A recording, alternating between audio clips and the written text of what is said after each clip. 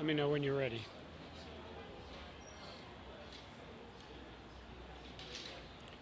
Did you put it on mic level?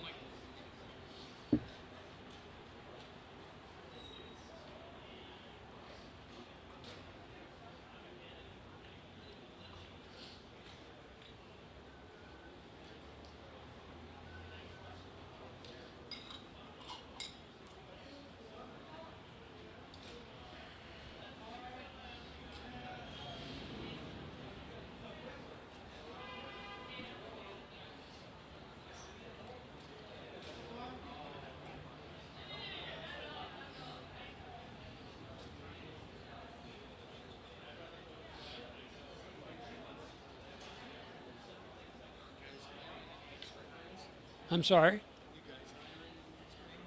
No, I'm the sole proprietor. I run the whole show.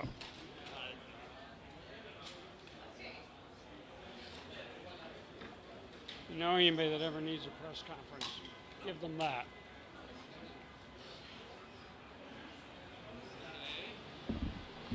Okay, let me know when you're ready there.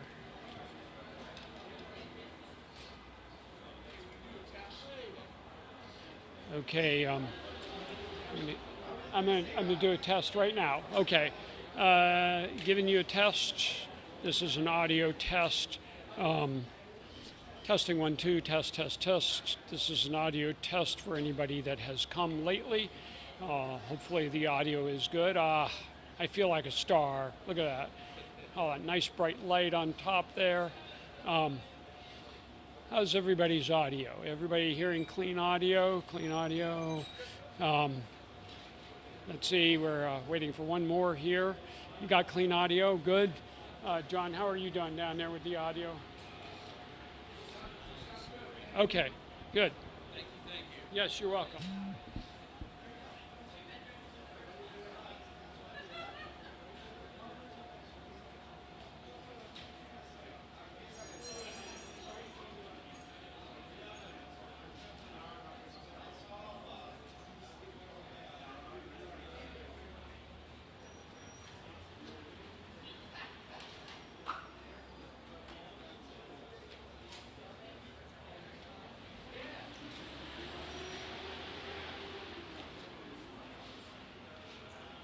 Test 2 1 2 3. Test 1 2 3 from the courthouse. Test 1 2 3 1 2 1 3.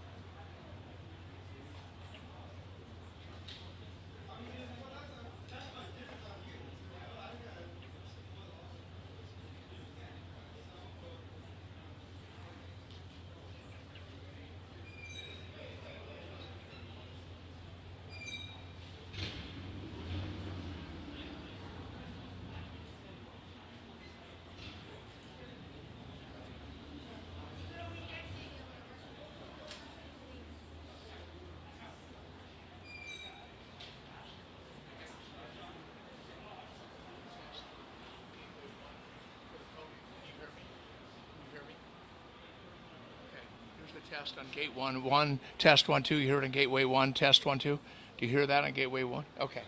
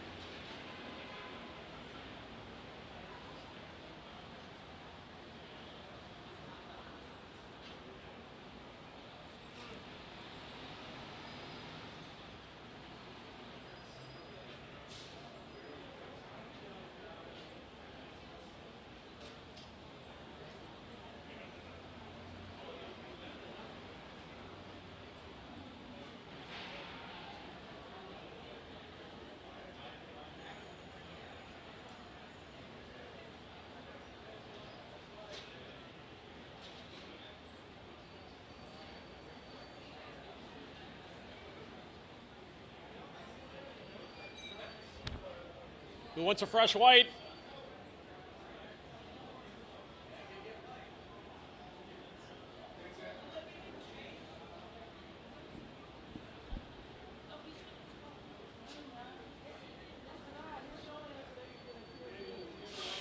See, yeah, I brought it down manually, 5,500. You good?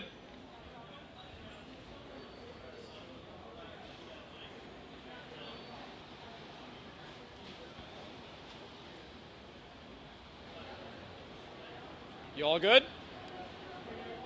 You got it?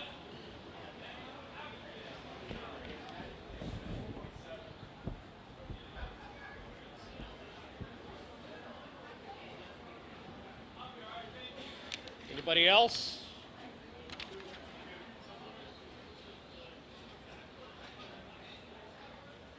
Tell me where it's good. Is it good back here? Is this better?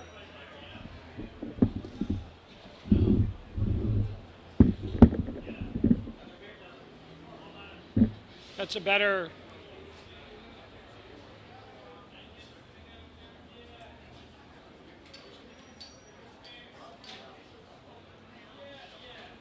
Is that better?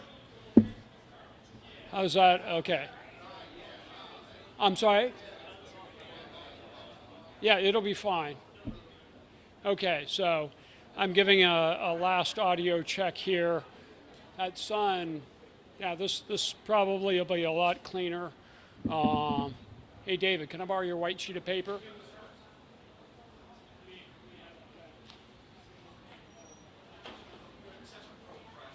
Okay. Haha. Okay.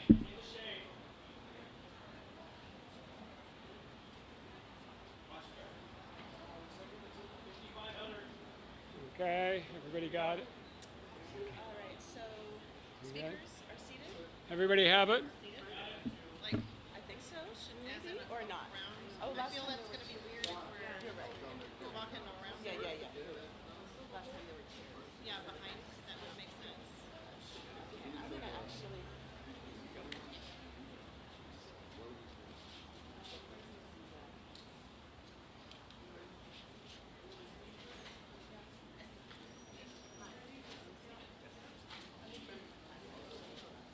Sorry, ask Anna Marie.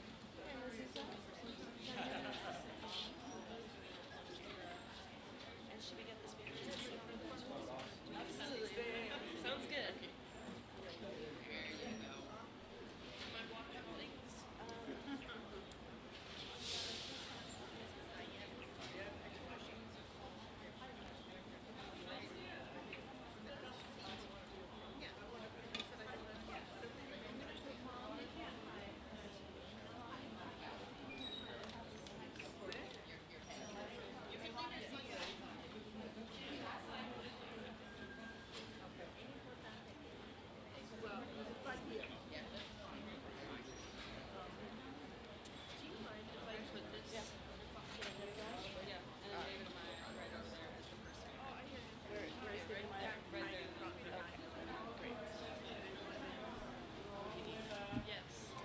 Good morning, everyone. Thank you all for being here today. My name is Anna Maria Baralt. It means the world to me, to our family, and to every single person who believes in fairness, justice, and rehabilitation. We are gathered here today because truth matters, because survivors of abuse deserve to be heard, because accountability should not be weaponized to deny people the second chance they've worked so hard for. Today we stand together, not just for Eric and Lyle, but for every person who has been silenced, for every person who has fought to be believed, and for every person who has been told that the worst thing they ever did defines them forever. We have advocates from Anti-Recidivism Coalition, Latino Justice, and Healing Dialogue and Action with us here today. People who understand this system firsthand, who know what true rehabilitation looks like. These are individuals who have lived this fight, have gone before the parole board, who have been granted a second chance and have done so much good with it. We are honored to have them standing with us. We are also here as a family that has suffered, a family that has endured, but a family that has also seen Eric and Lyle take full accountability for their actions, and a family that has forgiven and is ready to heal. The district attorney might not care about that, but he will hear us today. So I want to thank you all again for standing with us. I want to thank the incredible speakers who will be sharing their perspectives. And I want to make one thing very clear. We are not going anywhere. We will not stop fighting. We will not stop fighting for Eric and Lyle, for justice, and for the truth. With that, I'd like to turn it over to our first speaker, David Amaya. Thank you. Good morning. My name is David Amaya. I am the program manager for the Anti-Recidivism Hope and Redemption team. The HEART program consists of a 10-week workshop inside prison focusing on parole preparation and reentry planning. All facilitators are formerly incarcerated individuals, many of whom are returning to their very prisons that they were paroled from, to reach, inspire, and mentor the men and women still inside.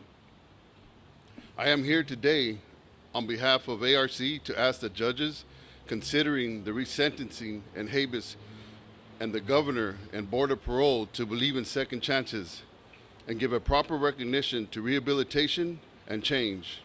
We are honored to stand here alongside our fellow advocates as well as the survivors who have worked so hard to bring this case back to life. At ARC, we work with people who have made bad decisions, people who at one point in their lives saw no way out, people who because of their broken system didn't believe change was possible. But Eric and Lyle are proof that is. I know the power of that work. They have not just served their time, they have made something meaningful of it. They have worked to improve their lives of those around them. They have mentored young people in prison, and they have graduated from the ARC programs designated to prepare incarcerated individuals for success and reentry. I know firsthand how important those programs are. When I was 22, not much older than Lyle, when he first was arrested, I was sentenced to a 15 to life sentence because I joined a gang at 13 years old. My violent youth behavior followed me even into incarceration. I spent 10 years in Pelican Bay because of that. I didn't believe that change was possible. I believed that was my lot in life at the moment. But then one day my daughter helped me realize I had to turn my life around. That moment saved me. Not everyone gets that moment, and that's why Eric and Lyle's work is so important. They have been that moment for so many people behind bars. Men who needed someone to show them that redemption is possible, that rehabilitation is possible, that life after prison is possible. Eric and Lyle have turned their lives around over the last 35 years. They apologize for what they did that night, and they are so much more than what they did that single night on the days after. They started programs, mentored younger people, and became model inmates despite the fact that they never thought they would see the light of day, our freedom. As someone who has gone before the parole board and has been granted the chance to give back to the community, work for organizations dedicated to meaningful reentry and avoid recidivism, I know without a shadow of a doubt that Eric and Lyle deserve that same chance. Eric and Lyle do not pose a threat to the public safety or society. They have served their time. Now it's time for them to be with their families, to move forward and continue their work to help others turn their lives around. Thank you. Now I'm going to ask a mentor of mine, Michael Mendoza, for Latino Justice.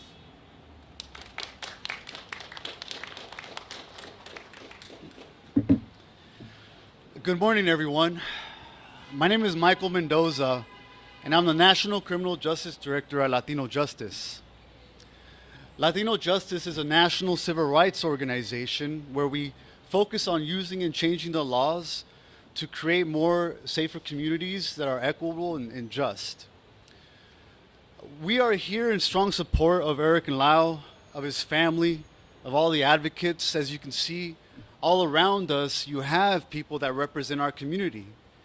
You have family members, you have survivors, you have people who are formerly incarcerated, men and women, here to join us today in support of ensuring that people like Eric and Lyle get an opportunity, receive hope, and are able to earn their way home. But I'm not just here in a professional capacity. I'm here because at the age of 15, I unfortunately also committed a crime. When I was tried as an adult and I was given a 15 to life sentence and ended up serving 17 years in adult prisons. And it was during that time where I actually met Lyle Menendez in Tehachapi State Prison. I got to see him do his time. I got to see him stay focused and making sure that he took part in everything he needed to do in terms of rehabilitation programs. And I was proud to know him and who he is today. And the one thing that we really want to emphasize is people like myself, young people, men, women who get involved in the justice system at such a young age, don't just do it because we wake up wanting to commit a crime. Unfortunately, I had experienced a lot of sexual, physical, and bullying trauma growing up as a young kid. And although it's not an excuse for the actions that I committed, we believe that people should be held accountable, but in humane ways that provide hope. And we are grateful that here in California, we have what's called the Youth Offender Parole Board, where they take into account the youthfulness of people who are engaged in the criminal justice system and the belief that we should not give up on our children. We should not give up on young people. We should not throw people away. The sad reality is that when you fill these prisons up with such a hopeless sentence, the rest of the population is really hard to grind towards the goals of wanting to come back home, wanting to be a part of the society and our communities. And so we're here today to ensure and to give a message to DA Hockman. Do not ignore the new evidence. Do not ignore what the family is desiring. Do not ignore what advocates are pleading for. We're not just pleading for a second chance for two individuals. We're pleading for a second chance for those who are being extremely punished without an opportunity to come home. If we really truly want a safer society, we need to give people in prison hope and a meaningful chance to come back to their families. And so I'm very, very grateful here today that you all are here to receive this message, and we hope that the DA listens to everybody here, takes into consideration that true public safety will come through redemption and second chances. So thank you all for coming, and I'm going to now introduce my dear friend and colleague, Javier Starring.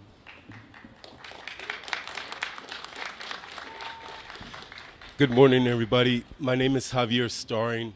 I am executive director of an organization called Healing Dialogue in Action, a restorative justice organization that has allowed me to accompany people responsible for horrible crimes, their families, and also the victims and survivors of these families for over 4 decades. I want to start out by really thanking the family, really thanking you for your strength, for your courage to bring light to a systemic issue that affects all of us. We believe that if crime hurts, justice should help heal. And in many ways, the criminal justice reform efforts have created opportunities for people responsible for the harm to go through a process of healing. I work with some amazing people at Healing Dialogue in Action that similarly were sentenced to life in prison and had to find a way to transform their lives and prove that they are not a risk to society, that on the contrary, that they are coming back to give to society. I've sat with people in prison through this transformation. I've seen that grueling life that they go through of self-reflection and understanding the trauma that they endured and how that plays a role in our actions and how we perceive the world. I've sat in circle with them when they sink in the understanding of all the harm that they cause, that the ripple effect of their actions, and create an incredible amount of empathy and compassion and want to give back to the world. That type of transformation that happens in circles in prison, the type of transformation that Kyle and Eric has gone through, creates uniquely gifted individuals that then are helping others. And my colleagues are here a testament of that. But more than anything, I want folks to reflect on what is it that we want from a justice system? What is it that we want to obtain through our process of justice? And I would hope that we start with thinking first with the victims and survivors, the people that have suffered the harm. Because this family has suffered on both sides the worst that the system has to offer. On one side, they lost an aunt and an uncle, a cousin, a sister, and they have to grieve that. And on the other side, they lost cousins that to the system that they have to grieve that as well. And they're going through their process. And they're creating all of this, just pleading that they help them through this process. The system wants their family to be home. I mean, not the system, the family, the survivors want Lyle and Eric to be home so that they can continue their healing journey. The system should at least respond to that basic need after so many years of suffering. Avery, this young girl, 18 years old, she has chosen to study criminal justice because she was born into this experience of being impacted by the system. And after feeling both sides of it, she has been called to study criminal justice with the hopes of creating a better system for all. Mr. DA, Mr. Hochman, please, it's a simple decision. Allow Eric and Lyle to go before the board. Allow them to prove that they are ready to come home. But more than that, listen to this family. Listen to the family. They have suffered enough. Thank you. And Tamara?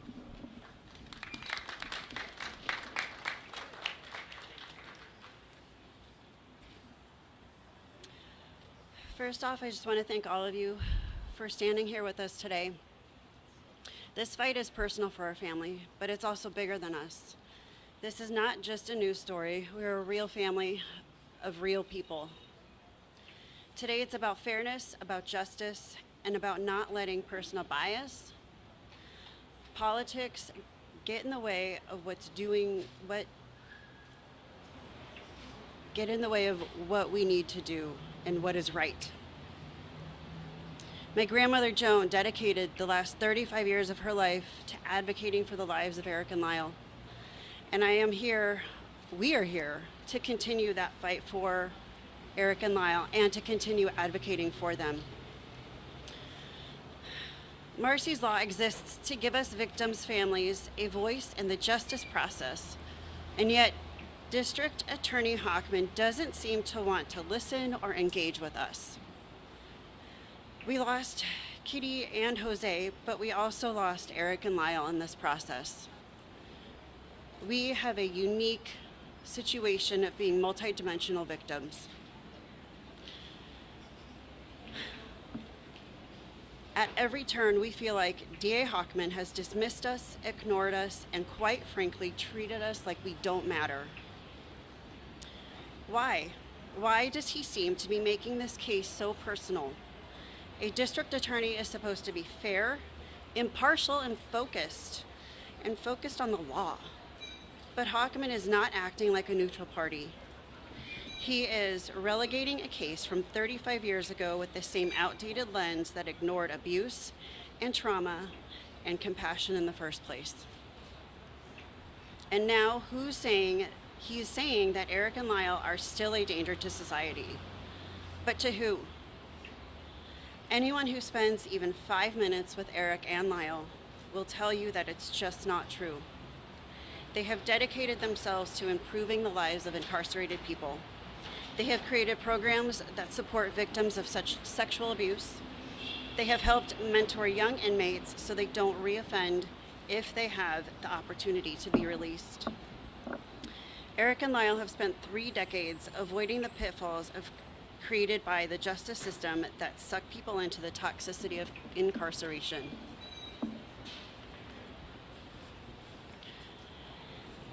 They have done more good from inside of a prison than most people do in their lifetime.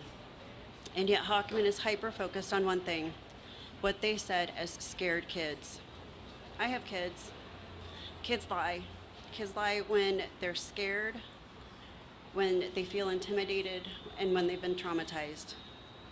They lie when they don't know who to trust, but they grow up, they learn, and they take responsibility.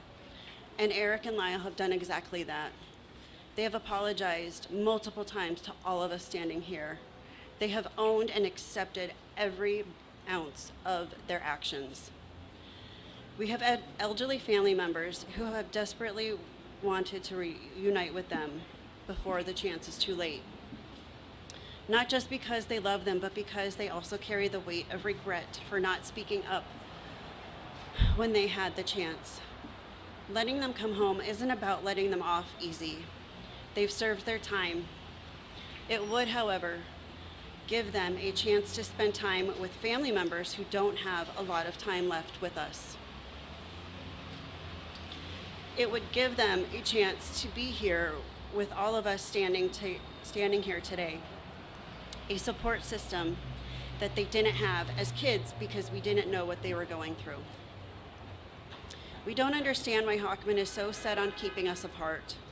It feels cruel and it feels very, very personal. And it feels like he is more interested in punishing Eric and Lyle for childhood lies than actually looking at the facts and following the law. But we stand with Eric and Lyle. We know who they are. We know that they are not a threat, and we are here today because we refuse to be ignored. It is time to stop rewriting history. It is time to acknowledge their rehabilitation, and it is time to bring them home. And now Sarah Malice has a message from her father, Alan Anderson.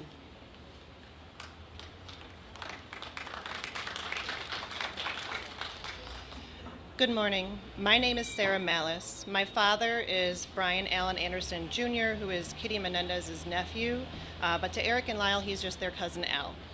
My father couldn't fly out today, so I flew here from Chicago to stand with my family and represent him.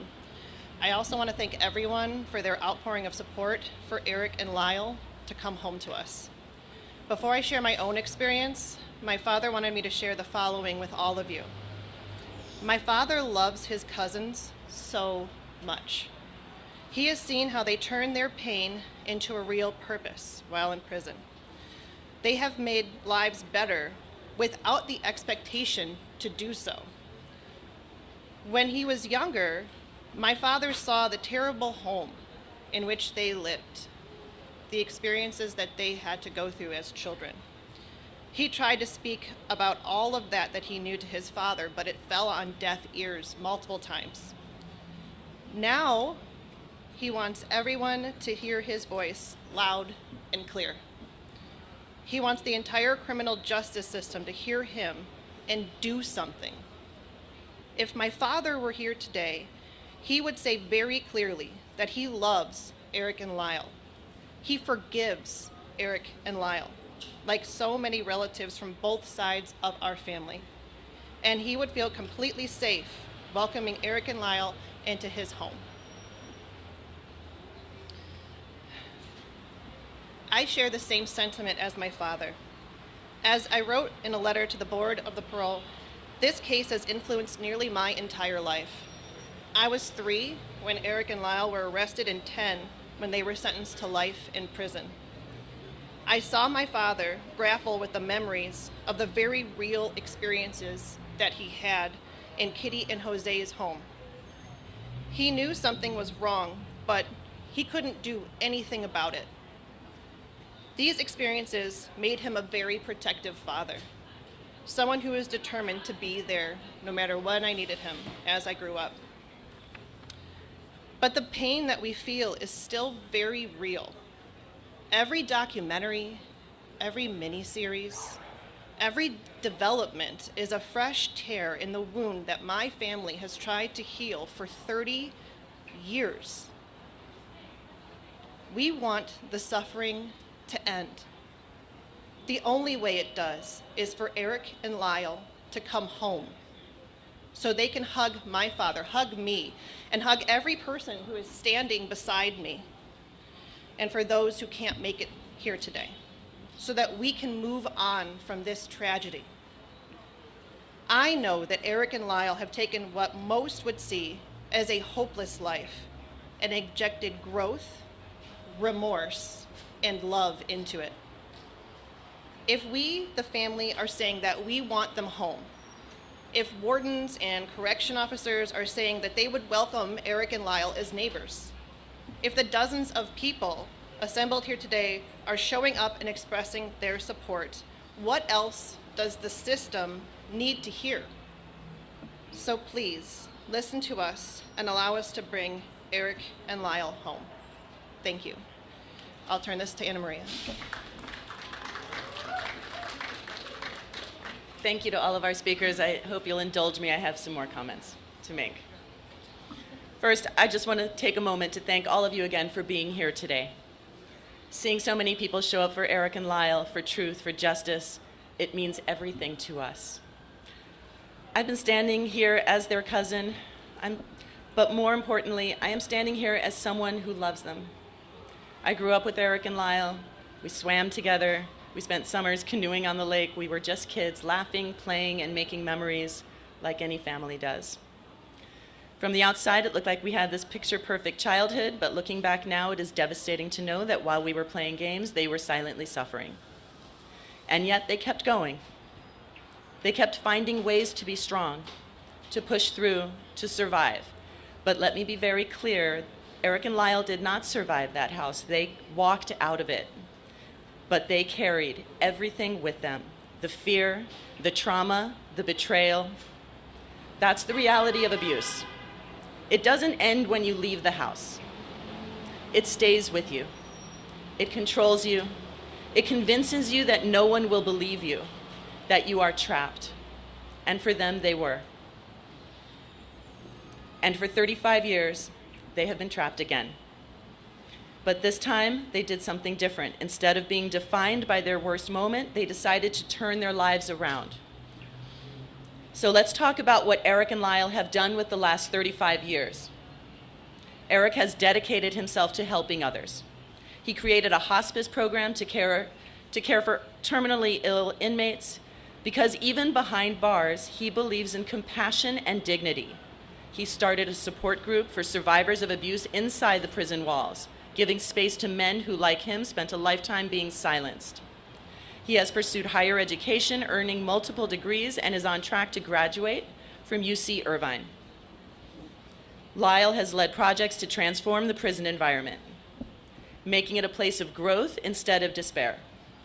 He spearheaded the Green Space Project, beautifying prison yards to create an environment proven to reduce violence and recidivism. He mentored young inmates, helping them find purpose and hope for a life beyond bars. And like Eric, he has dedicated himself to education, earning degrees, excelling in his studies, proving that he is not the same young man that he was when he entered that courtroom 30 years ago. And yet, the district attorney, Nathan Hochman, refuses to talk about any of that.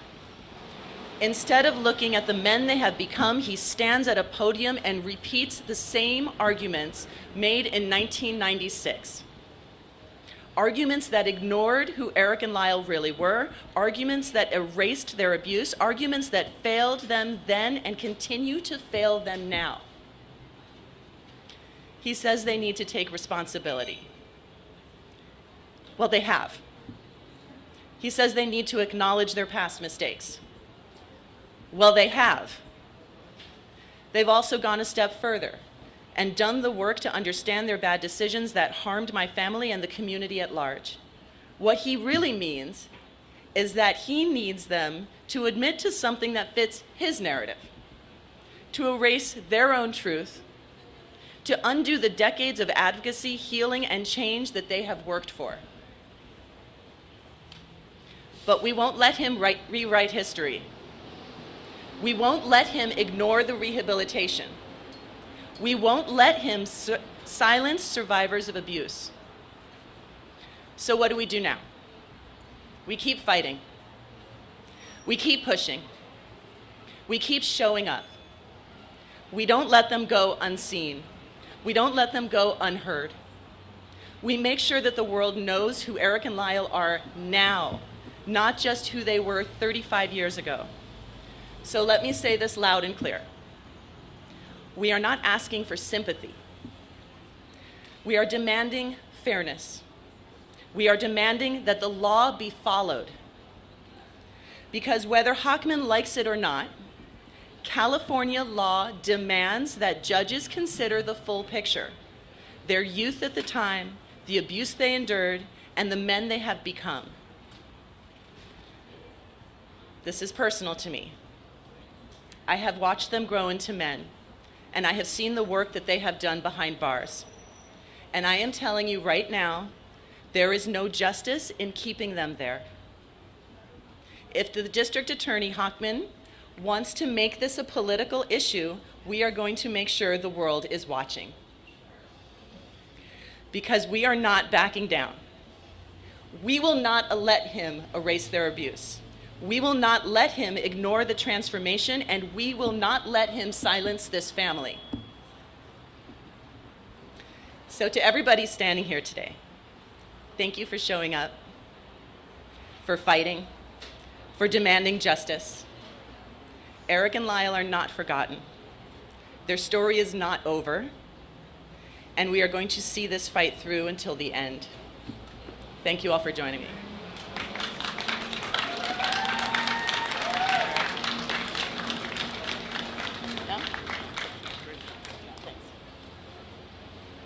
If anyone has any questions, we'll take a few at this moment. Just raise your hand.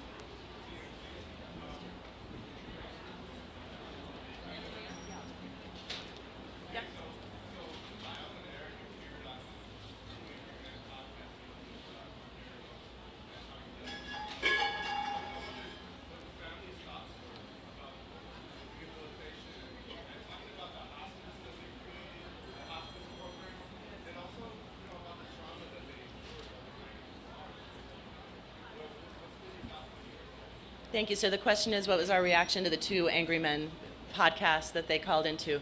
They're amazing, right? Yeah, they really are. I was so happy they did that because the world really, I can stand up here and tell you about the amazing men that they are, but when you actually hear them and talk, especially when they are talking about the projects that they have done behind bars that they are so incredibly proud of. You know, Eric with the hospice, the question was about his hospice.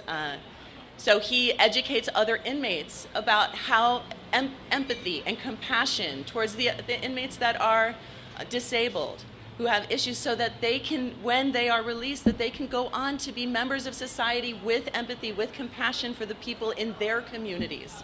It is stunning. It is stunning. I know I can speak for every member of our family. We were so incredibly proud of them. We are so incredibly proud of them.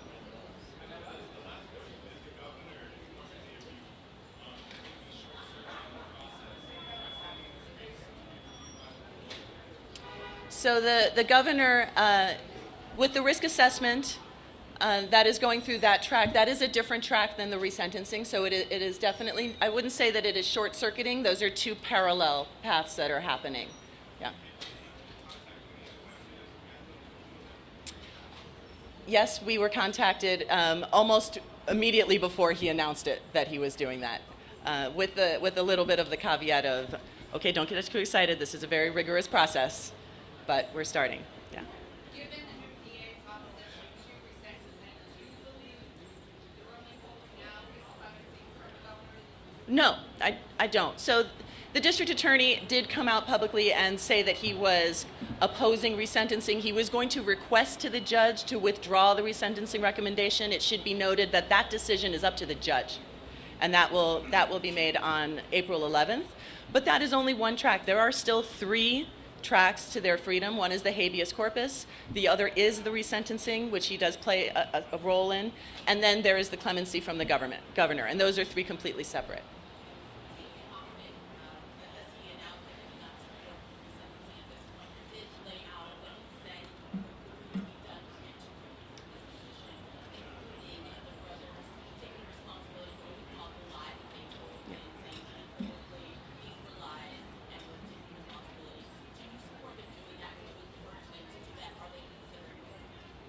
The question is, would I encourage them to cop to the 10 things I think that the district attorney would like them to do? I hope not.